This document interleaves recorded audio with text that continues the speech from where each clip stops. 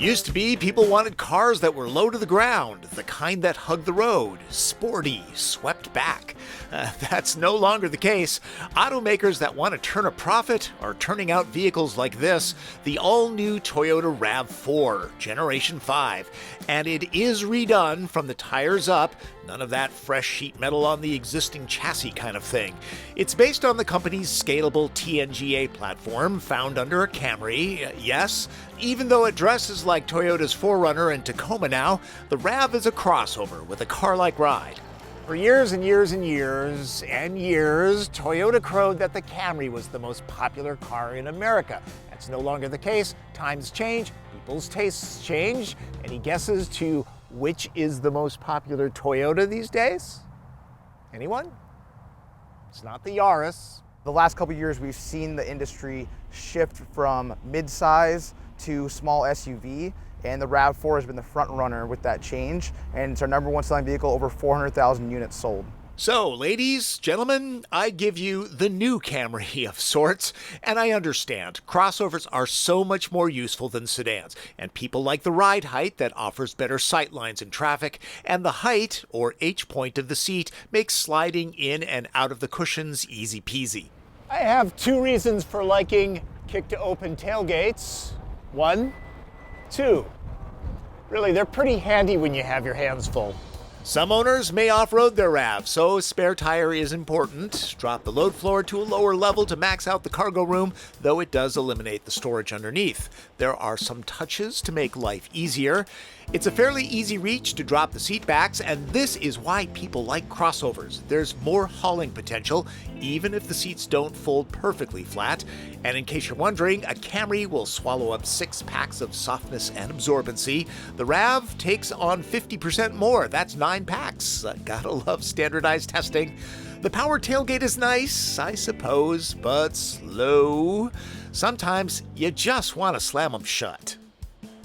On the other end of the car, you'll find one of two powertrains, a hybrid system, or this gas-only model powered by a 2.5-liter 4-cylinder with 203 horsepower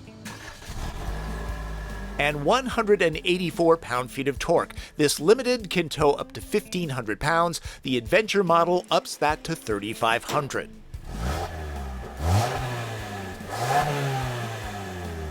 An 8-speed automatic replaces the 6-speed, and I like mechanical feel shift levers. Hybrids get standard all-wheel drive with the back tires driven by an electric motor. Front drive is standard on gas models with a choice of 2 all-wheel drives. Lower models run with a base all-wheel drive system. Limited and Adventure get a dynamic torque vectoring feature with rear driveline disconnect system. So dynamic torque vectoring all-wheel drive differentiates between our normal all-wheel drive system on the other RAV4s, because what it does is in the rear drive line, you can adjust power 50% between each wheel, so you don't have one wheel just spinning if it does not have traction. It can actually, from a computer, adjust the traction control to shift to the other wheel to then gain traction.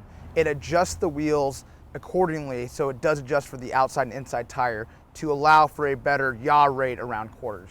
To be clear, the hybrid does not get rear torque vectoring like the upgraded system in gas-only models. Because the Prius isn't exactly known for performance, some people might make the mistake of thinking the RAV4 hybrid is slow and pokey, when in reality, it's actually quicker. 0 to 60 miles an hour takes just over 8 seconds. No one is going to confuse this for a performance SUV, and that's okay because RAV4 is a mainstream crossover and acceleration is fine in that regard. My issue is with the engine sound. Put your foot into it and you really hear it, and while the engine is smooth, the note isn't particularly pleasant. The 8-speed wants to hang on to lower gears for better efficiency. That might annoy some drivers, but it does achieve results. To get that interview with the Toyota rep, I drove from Seattle to Portland, Oregon in one day round trip. That's about 350 miles, which allowed me to check real-world fuel economy. At a steady 75 to 80 miles an hour, I saw about 32 miles per gallon. When I dropped speed to 60 to 65 miles an hour, it went up to about 35 mpg. not too shabby. Not only is the hybrid model EPA rated at an average of 40 miles per gallon, the price premium is only $200 to $500 over the gas all-wheel drive versions, depending on model. And remember, the hybrid has more power. Handling is improved noticeably. RAV4 is comfortable and moderately quiet. For fun in the corners, though, Mazda CX-5 is tough to beat. The RAV has more body roll and dive when pushed harder. The standard Toyota Safety Sense 2.0 suite of tech includes a very good lane keep assist system, along with automatic emergency braking and adaptive cruise. All of it was very nice to have on my Portland trip. To think that many automakers charge extra for this, even luxury brands. You know, everybody talks about all-wheel drive like it's only good for snow, and the reality is, on a day like today where it's raining like crazy, it's really handy, especially when you're at an uncontrolled intersection and you need grip to get across really quickly. It's nice. So are the right tires. Those are always underestimated, but all-wheel drive is nice. I didn't off-road it. Considering the advanced all-wheel drive system and a ground clearance of some 8.5 inches, there will be no issues on unimproved dirt roads that most owners would consider four-wheeling. This is a crossover. In this class, go with Jeep Cherokee Trailhawk if your commute includes technical off-road maneuvers. The rugged exterior lines continue inside. It definitely doesn't look like just a hiked-up Camry in here. Graphics are done properly. Even base models get this stitching detail. Door pulls have a nice grippy rubber coating, and same when it comes to the automatic climate system. Storage cubbies, they're all over the place and very useful. You will not want for those. Toyota did a nice job of putting premium materials where they count while keeping lesser ones pleasant to the eye. The tiller is toasty, so are the seats, which are vented as well, and that kept me fresh driving to Portland and back. There are 2 sunroofs available. This is the larger one. As far as the interface goes, there's nothing flashy here, but it works well with solid response times. It's touchscreen only. There's no knobs or the kludgy trackpad found on Lexus products. And there's Apple CarPlay, but no Android Auto.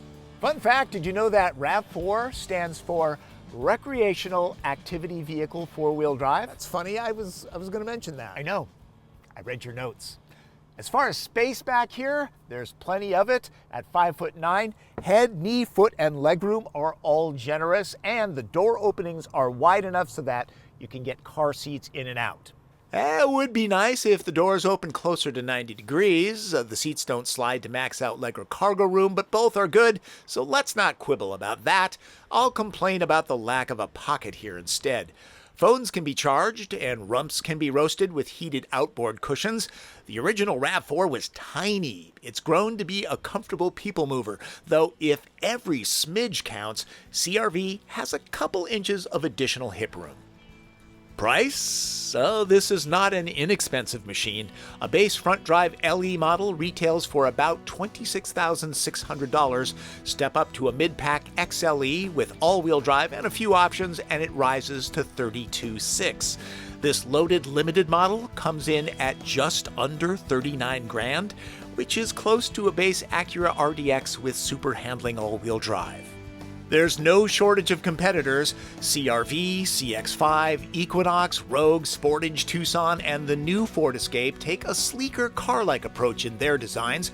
Only the Cherokee and Forester really venture into the tough guy look that Toyota has gone to with the new RAV.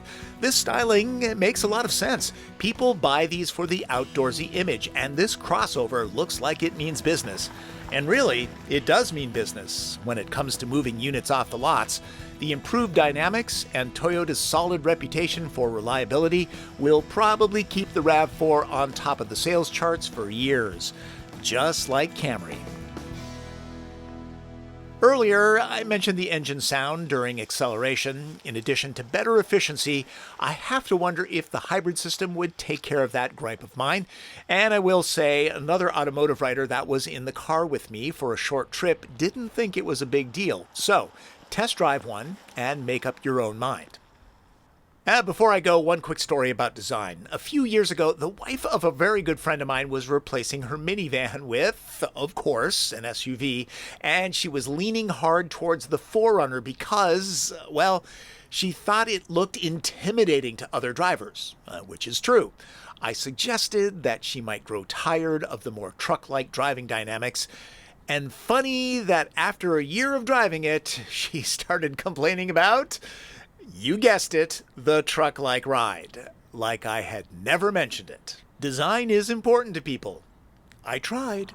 Well, that's another one down. Hope you enjoyed my look at the all-new 2019 Toyota RAV4. I hope to get the hybrid soon because I'd like to check out the fuel efficiency, and it's more powerful. And I am a big fan of efficiency. We only have so much gasoline. Plus, people say save the planet.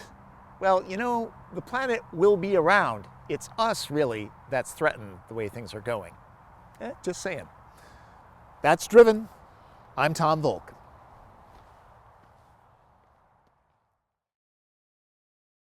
Sure glad I'm not out there shooting.